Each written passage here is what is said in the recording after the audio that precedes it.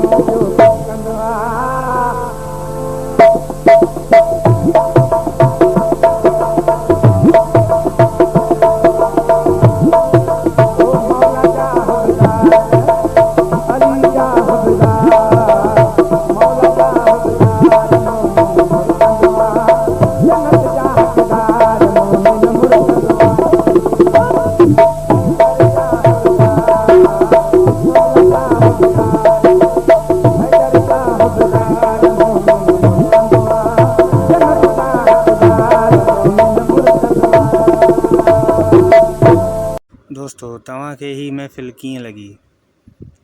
उम्मीद त सभिनी खे पसंदि आई हूंदी ऐं हिन जा ॿिया बि खोड़ सारा गीत आहिनि ऐं ज़बरदस्त गीत आहिनि।